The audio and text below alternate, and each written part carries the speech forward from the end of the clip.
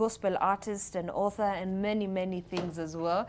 We also do have Gabriel Muthuma, who is a political and governance expert. Thank you so much for joining us this morning. Thank you. Thank you. Indeed. So maybe I'll begin with Reuben before Gabriel, you come into this conversation, because for a very long time we've talked about the BBI and how this is sort of meant to build the bridges that we want to. But according to Reuben, we had a conversation yesterday, and he says BBI is not the solution to the issues that we're facing as a country. That as a country, we lack values. Reuben. Yeah, I wouldn't say it is not the solution. I would say it's the cart before the horse. And primarily because my argument is in any system, like if you're looking at a computer, you have the software and you have the hardware. And so what's going on is that we're dealing with the hardware.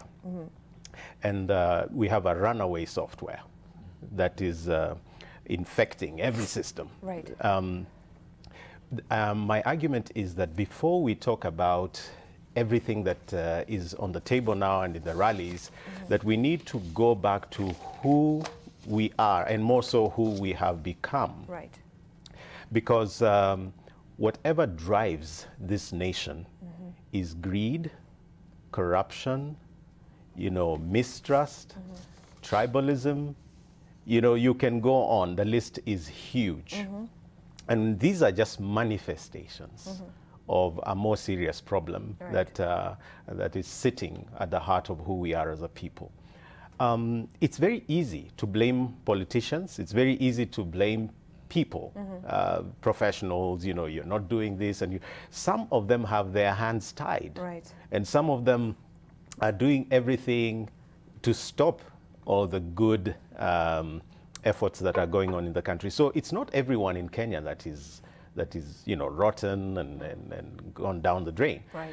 But I'm saying we need to go back to the value building initiative. Right. Because if we build that, then we'll be able to get where we need to go faster and more effectively. If we don't do that, we'll find that like the animals that build this huge tower, you get to the top and you need one more stone to complete the building, and you begin to suggest, let's pull down the foundation stone. Right. So that's what has happened. We have forgotten who we are. Limited people, first of all, who need God's guidance, and God's value system that He's put in our hearts, the right and wrong. And then we've also forgotten that people come first. So you have a few people that are living above the law. That was my argument yesterday. And you have the bulk of people living below the law. Right. So those above the law are pretty much the ones pushing for all these changes. Right. And when you look at it, you realize it's not about the ordinary person. It's really about allocation of seats. It's about whipping 2022 rhetoric. It's about positioning. And so there's a busy machine that's going on, but the foundations have been neglected. And I'm saying we need to go right back to the drawing board that can explain why, for example, pens in a bank are tied to a chain. We don't like calling ourselves thieves, but that's what it means, that the pen will go. And we need to go back to, why we still have tribal animosity every 5 years, every time we go to election. Right. And we need to address all the corruption issues, why we're making posterity poorer and poorer and sending our children into debt by reckless borrowing. Right. So what I'm proposing is a national conversation on values. All right. Yeah. And Gabriel, even as you come into that, and of course, taking a look at where Reuben is coming from, talking about values, talking about laying out a foundation for the country in order to move forward. Is the BBI really going to sort of solve that in any way whatsoever? See, Zainab, and I'll repeat, you know, there's something I've said before, and I think I'll repeat it again. BBI contains some great elements within it. But still, we need to discuss about its implementation. And I think what is happening now through the town hall meetings is where people are now starting to converse. You've seen so many people coming out with their own ailments within their specific counties or areas of representation, where they say, you know what, this is something that has been ailing us for far too long, and we hope that BBI will be able to address it. So if you look at Kenya, the map of Kenya, it will tell you that there is something that has not been going right. All right? And these necessarily, I think it is so demarcated between counties. The issues that you find within a given county is probably not the very same thing that you find within another county. And that is why BBI was very good when it suggested a national conversation. And it's my prayer and it's my hope that national conversation will bring about something that the Kenyan society can be grateful for. If it's not hijacked by the politicians, as the president was wary about, I think finally we may be able to get a document that we sit down and ask, is this really how we want to be governed? And if it's able to produce such a report in the final run, then I think Kenyans will be, you know, will actually have seen the benefits of BBI. But there's something that Reuben has said, which I think brings a lot of importance into the table, and that is our values. How do we ignite or reignite our value system again? Because we've lost it. When it comes to values, and that's clear, we've lost it. And I think we need to go back in time and ask, back in the day, how our forefathers, you know, lived. What kind of values did they have then? You used to remember the saying that said, you know, it takes a village to raise a child. Right. Those are some of the things that we grew up knowing. You could be disciplined back in the day by any person in the village. You know, there were certain values that were inflicted at a very tender age, and those values, as we came now to what you would call the neo lifestyle, they were eroded. So are these the values that we need to go back to? Some may actually be old-fashioned, but what are the critical values that still stand till today? Things like honesty, things like loving your neighbor, things like having unity and the place where you're living. I mean, this, I don't believe, Zainab, will be values that will go away with time. They are the core elements that make us human. They qualify us to be human instead of animals. When I see there's a need somewhere, and I know that I'm able to come in and assist or help in that need, then I need to be counted on. But nowadays, when, you know, and half of the time we've blamed it on the economy or, you know, how the lifestyle has changed. But I still believe there is a set of values that made us Kenya. You may recall just the other day we were talking about the passing of the late president and the philosophies that he believed in. They were three philosophies, but wow, very core: peace, love, and unity. They are still the very same things we are chasing today, even through BBI. Oh, through all these years. Yeah, but I think we need to, if we look too far back in time, everybody sort of disappears in the wings. Correct. There are two things that I think as a nation we must never lose sight of. Right. And one is our history. And the second one is law, the rule of law. For our history, if we just pushed us back as independence, all of us, you know, had this particular agreement. Our leaders knew they wanted to eradicate poverty. They wanted to eradicate ignorance. They wanted to eradicate disease. So you always knew that anyone coming into power was hinged on those three agenda. Now, it's like just about 50 years down the line, and we're still dealing with the same issues. It means that, you know, something in the foundation of this nation did not go right. That our leaders betrayed the initial agenda. And you see, those three things focused on the common person, the you and me. And like I said to you yesterday, if everyone is going ahead and prospering and the neighbor around you is not, you'll never have peace. So a government, a system, a structure that leaves behind the masses, the population, the ordinary mwananchi, will have no people to lead. Right. Because people will always revolt against a system that betrays them. And so we are right back to maybe a little worse situation than when we gained independence, where we wanted freedom from the colonizers, the foreign powers that came here and took all of our systems and made us slave.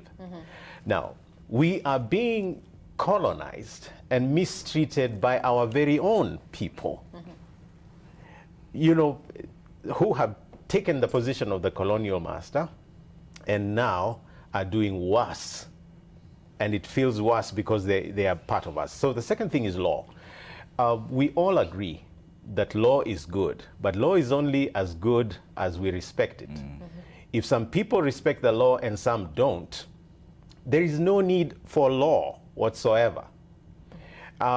If I just give a case, a scenario of, a respectable person going to, a club and, shoots a DJ, just to take that as an example. Right. The problem is not that the shooting takes place. The problem is how we deal with that. Because our value system will inform how we deal with that. And the law will help us to implement our values. So we expected that justice will be meted. It wasn't. And so when you see someone back in, in the rallies, and it's like, people clamoring for him to speak, and you see a judge, mock justice, we are asking the question, so who should respect the law? Who? All right. So you find people in office, we know they have stolen. We know that something has gone wrong. We know that money is missing. We know projects were, became elephant projects, white elephant projects. We know that, for example, the Jubilee government set out to, to really help the youth by putting out all these, the NYS program. So can we say as Kenyans we are gullible? Or where you say we lack values, are we also gullible? Gullibility is a cheap way to go. Right. Because the bulk of Kenyans I talk to are angry.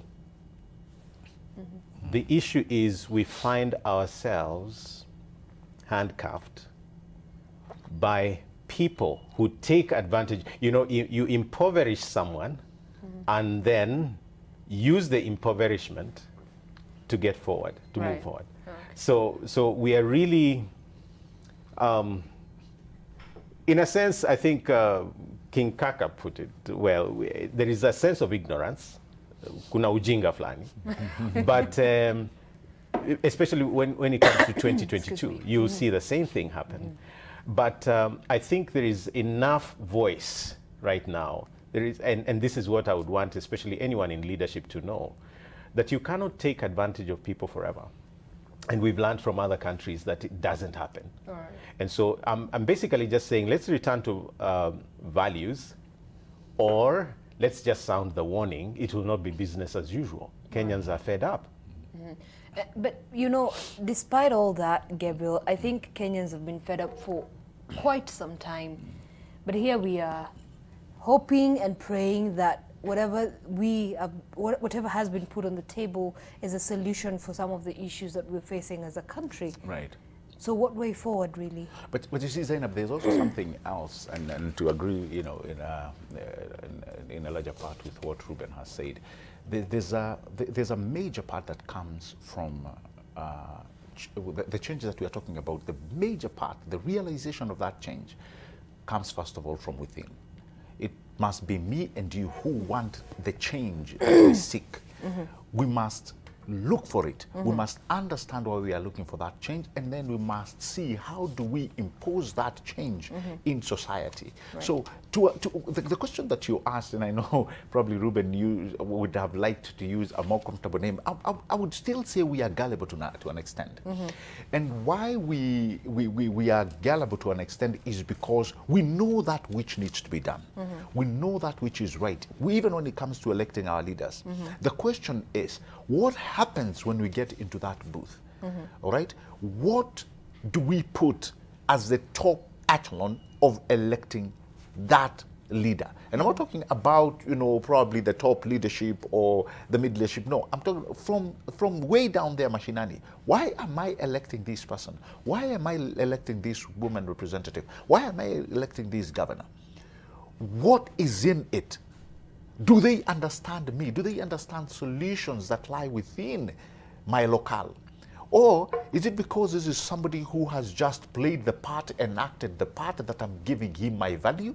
Is it somebody who just showed up because he wanted to be somebody in society and somebody who has the means and the money to just, you know, throw money around and get elected? Not because he wants to be a leader, no, because he wants to serve a certain position in society. And I think the more we start understanding why we need proper and upright leadership is when we understand the kind of change we need. And that's why I'm saying for us to change, it must first of all come from within before it is reflected from without.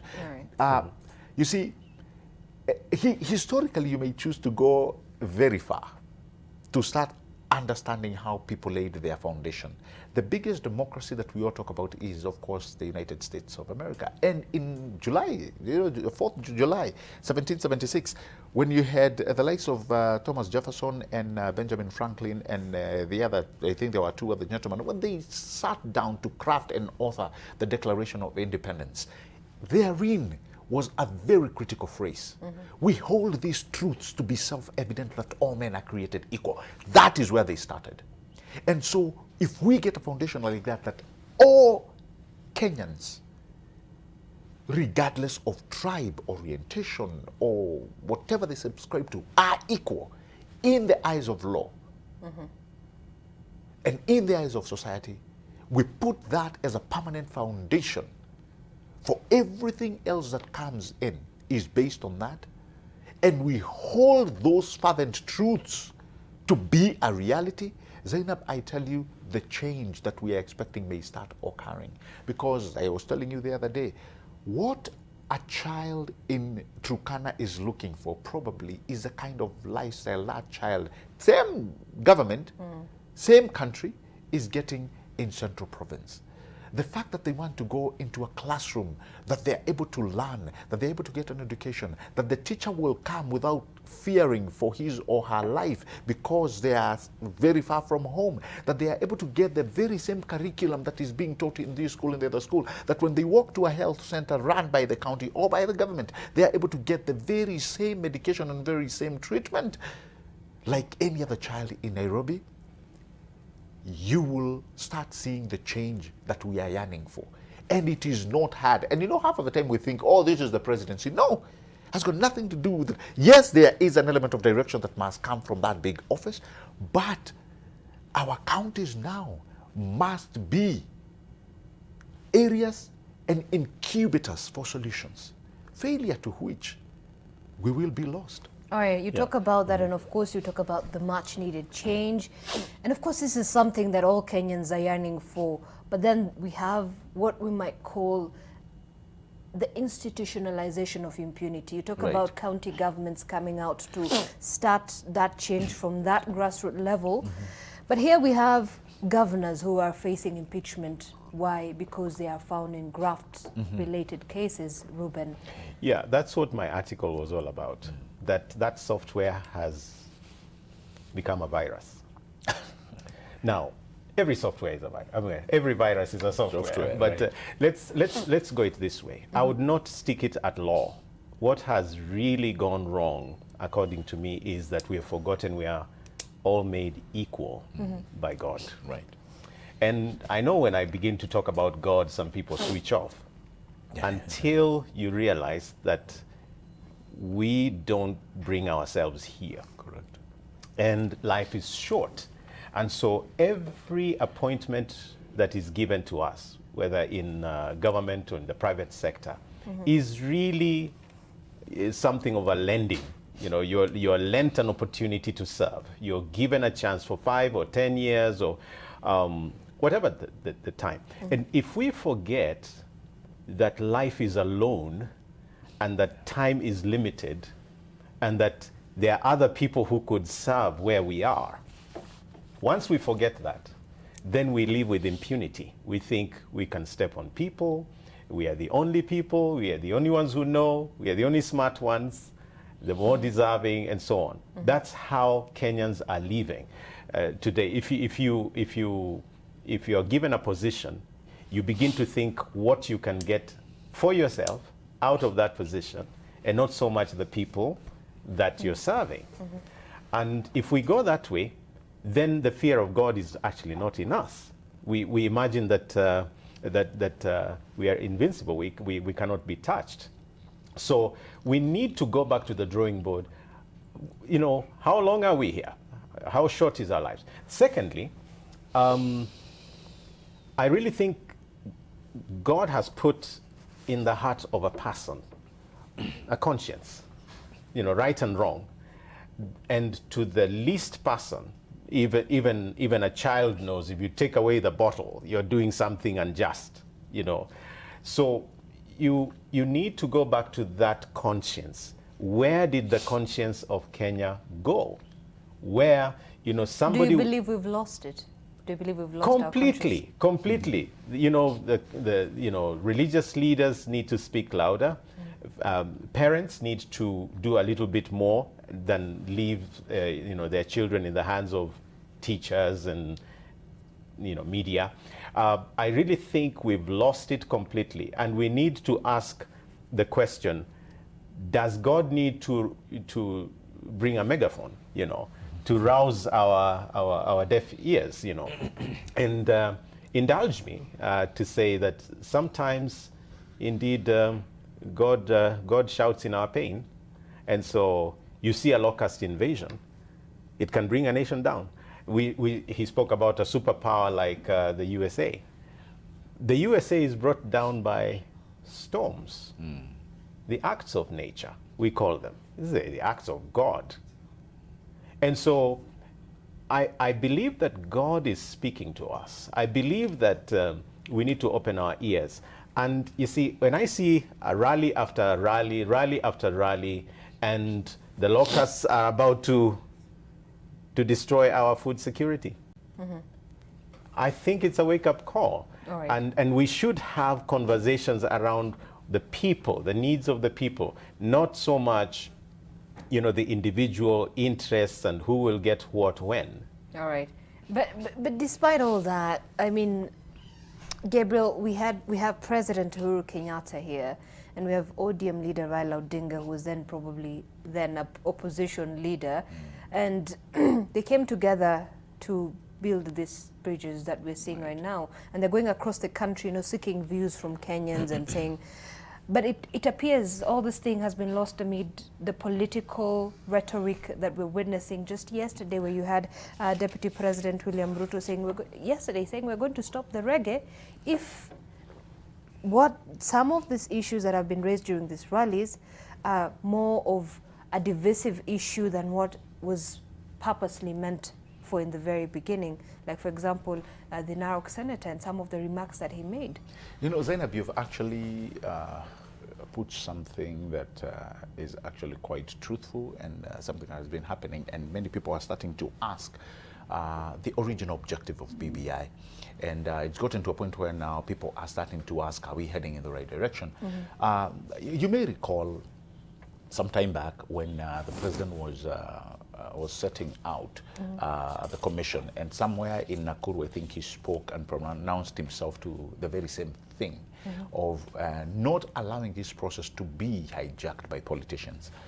From day one, I think the president had been concerned about BBI, the beauty about the entire initiative being hijacked by politicians. And Zainab, you know our politicians very well. If there is a place where it will give them political mileage, they'll be on it, like, you know, like nobody's business. Right. And I believe this is what they have done. Many are coming in not because they like the initiative, but because they want to gain mileage. And for the common mwananchi out there, those are the people they need to be wary of. It is therefore for that reason that I would request and beseech those who, you know, really want to understand a document like BBI. Like I told you last time, you may not agree with many things or some of the things that are within BBI, but that does not cloud the fact that that initiative has some great things that can propel this country to greatness. So if we are to look at that document critically and have a national conversation about it, we will find out how we can deal with the things that ails us. Implementation is another ball game altogether. Right. But we will be able to say, guys, let us sit down, let us have this conversation. Look, the things that we're talking about, corruption right now, Right. graft.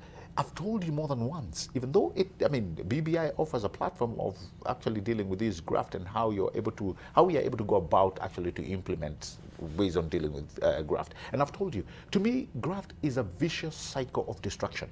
And it will continue being, because you do not understand it from the preset.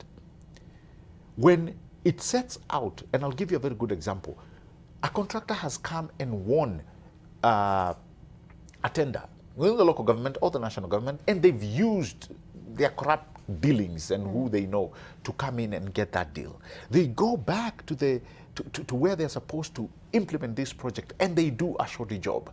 Guess what happens next? That same governor or that same person who issued that certificate and gave business to this individual comes to that very job that has been done shoddily and has an accident. He loses his life. The vicious cycle of destruction continues. Or if it's not him per se, their children. Right? And this, we've seen it repeatedly happen within our realm of development. And Gabriel, maybe one of the other issues probably that has also come out from this conversation is the fact that there has not been any kind of accountability from those in position. For example, and I think what Reuben had talked about yesterday was the issue of the children who died in the Kakamega primary school, you know, the buildings that keep collapsing in the country, but then there's really no one who's ever taken responsibility for some of this. Zainab, you know the health of a society by how they respond to tragedy and to the good times. What my brother here is talking about, the political snatching of the process, has brought a lot of questions my way. For example, I assume we have a steering committee that is supposed to direct our discussions on BBI. So personally, what I expected would be like town hall meetings where people can sit and give to the committee their views about where we need to go.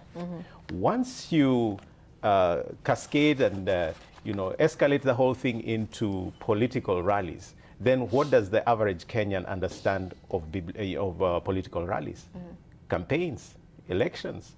So the whole thing is already lost, because now we can't sit down and talk about where we need to go.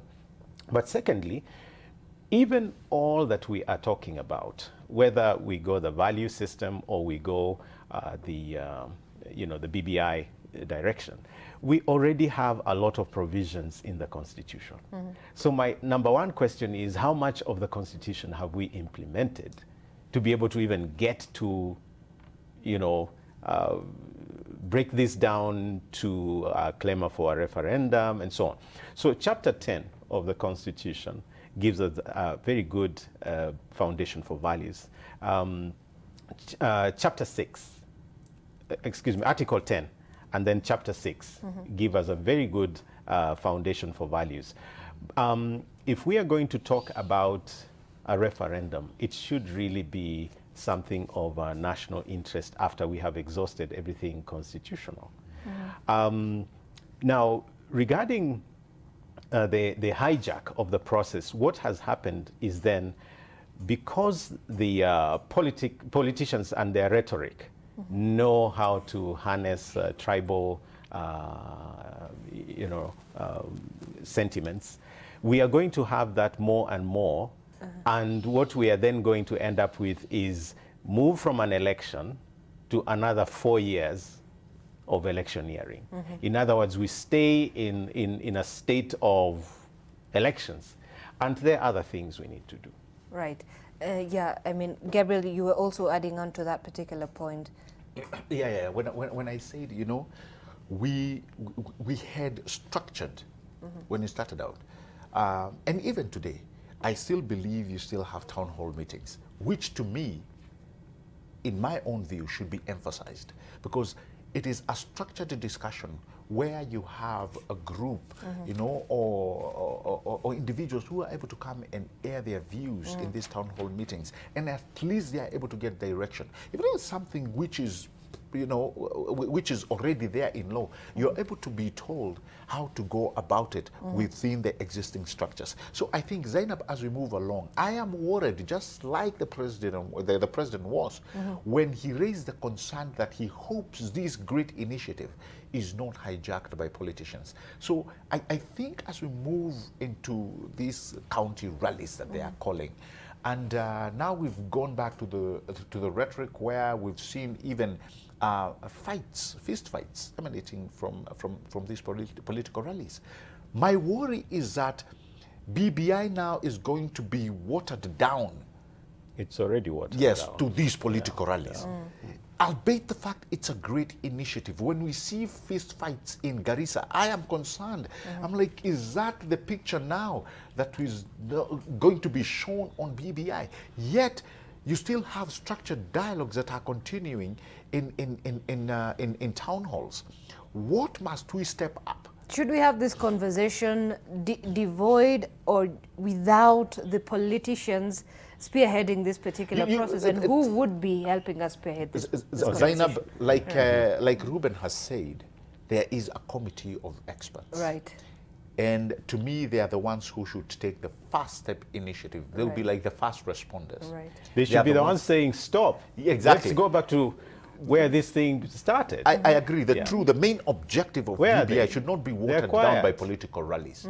Yeah, it would be a major disservice to both the president and Honorable Raila Odinga if we went back now to championing where everybody is coming into on the stage and saying these people or this person must not be allowed, or we are going to lose it. So I think we need to go back to the basic of the BBI initiative and cement it to the task force or the committee that it was given to. Let us have a national conversation. Let's read the document. Let us understand what it stipulates. And finally, as a society, let us say these are the things that are ailing Kenya as a community. How do we move? Yeah. How are we able to progress? And that's Kenyans. For me where my $1 million question is, and that is in terms of sheer priorities. Let's just talk. We are all Kenyans. Right. We are all here. This is our country. If you were to pit BBI against, let's say, slaying the corruption dragon. Why would we spend energies on BBI? Because corruption, if you don't take care of corruption, BBI will end up being a corrupt deal. And so we need to go back and say, what are our real priorities? What would make this country move faster for everybody? I think it is really the very basics. Resources, amenities. Let's talk about how our children go to school. Let's talk about food security. I was really impressed with the Big Four agenda. What happened to the Big Four agenda? Yes, sure. And then I think I need to mention very openly here that personally I told my brother here, I speak for the bush. So let me speak for the bush here. We cannot have a runaway train moving on so fast to nowhere when you have, you know, everything falling off, we have unanswered questions as ordinary citizens. Why? Okay, where are our Huduma numbers? What was that? Why did we need it in a year when we were going to actually have the census? Why not integrate? Why spend all these billions several times over? So we are asking questions that nobody wants to answer and is telling us instead that reggae will never stop. Now, what happened to NYS money? What happens to Aror and, you know, Kim Waror and the dams. the dams? Right. What happens to, you know, Galala? So a lot of questions that are Yes, yet we to be have answered many by questions and we Right. need answers. We can't keep moving without answers. And you can only respect a system that respects you. Right. You talked about, yesterday you talked about Kenyans having to take the blame for the leaders that we have in position, for the leaders that we elect in those particular positions. Yes and no. Yes, on the large, because we get the leaders we deserve. We are the ones who elect them. Although I would say no, because some of them impose themselves on us. And some are appointed. We have a bloated government, no doubt. And these are some of the issues that, you know, we would have discussed at the town halls. Now, what is the way forward? For me, this is my biggest worry. We have a runaway train. We have to stop. Something has to give. Because we cannot go to 2022 like this. It is dangerous. Absolutely dangerous. And somebody has got to tell a politician somewhere, stop this far and no farther.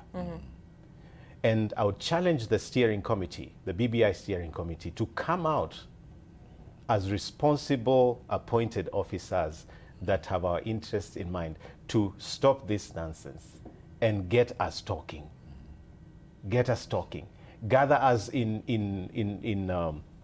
you know, at a university or at a school, at a town hall. Let's issue our thoughts on where we need to go as a nation. Right. But the political rallies must stop. Right. Really. But, you know, but some would argue, Gabriel, that those political rallies are crucial for the dissemination of the contents of what they want Kenyans to. No. You see, Not crucial. when the president said have a national conversation on these things, Right. remember, if you are to look for the initial champions, or the people who are championing that document, you have two great politicians who sat down and asked, how do we sort some of the mess that this country finds itself?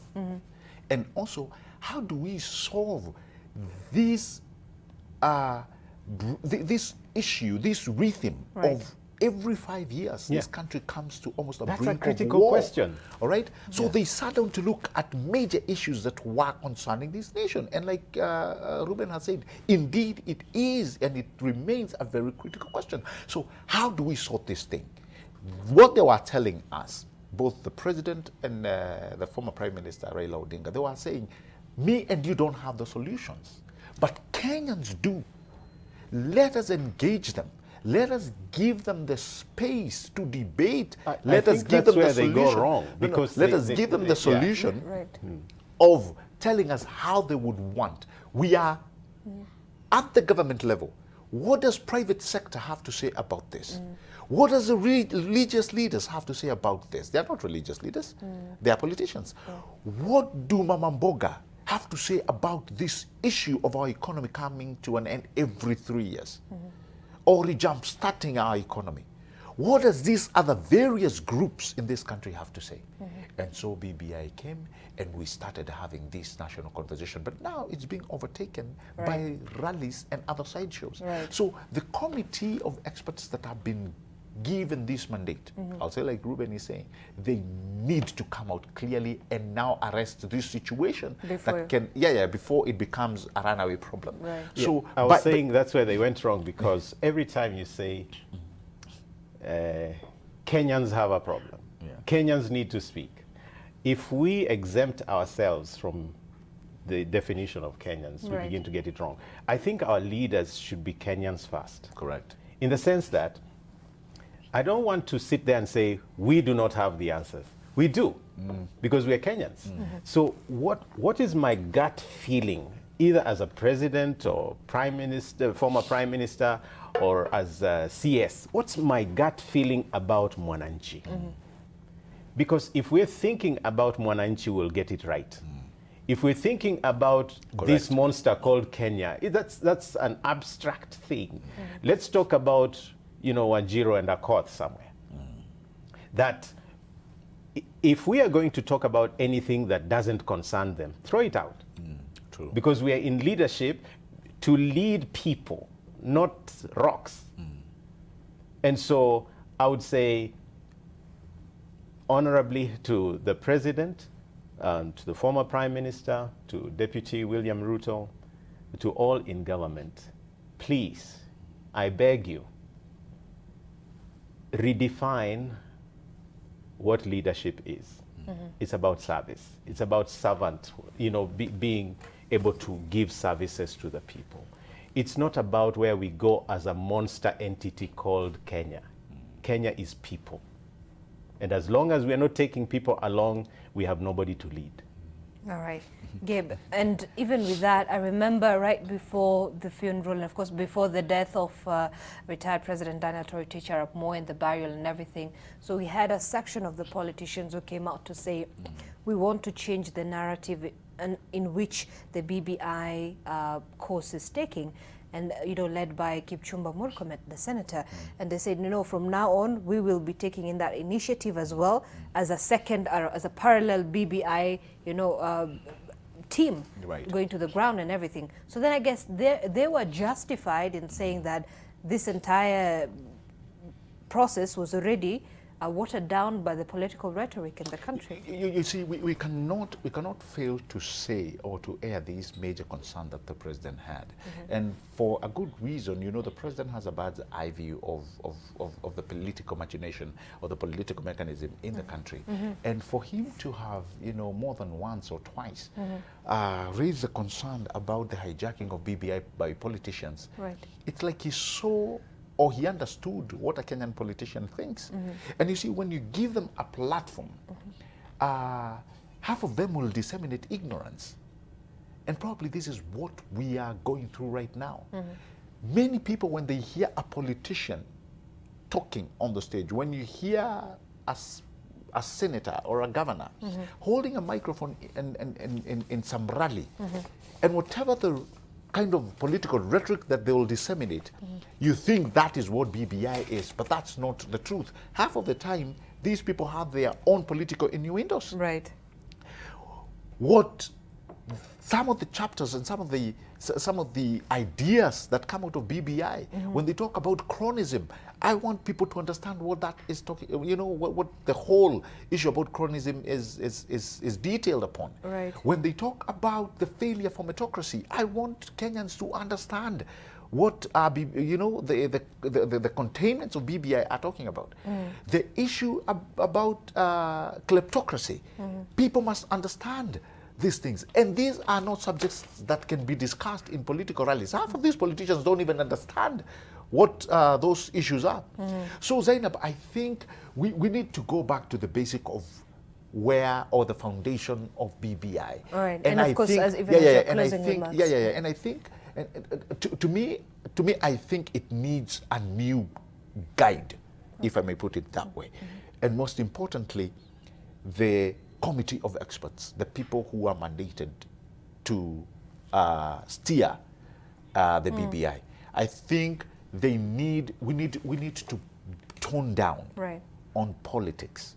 Tone down on politics and allow the good elements of BBI to come out. Let people discuss those great ideas. Let people have that conversation Right. and let it stand to be what we've always thought BBI was going to bring about, the brilliant and the great national conversation. Failure to which I'm just afraid. I'm just afraid that these political rallies are going to lead to something else. Right. And before you say cut and a half, BBI will have been watered down. Right. Reuben, your closing remarks. Yeah, two things. We need to return to God. That I cannot overemphasize. Let's never imagine that we are here forever. Life is short. Let's use our spaces and privileges and opportunities right, or God will stop us. Right. Secondly, 3 important things about BBI. I think it's certainly a misplaced priority, time-wise. And so if I had one thing to tell Kenyans today, it would be that our solution lies in 3 important things. 1, priorities. 2, priorities. And 3, priorities. Indeed. And I think that's a fantastic place to end. Is that, would you like to add anything extra to that? I'm done. I'm done. And I think we're done for now on AM Live Plus. Thank you so much, Reuben Kigame. So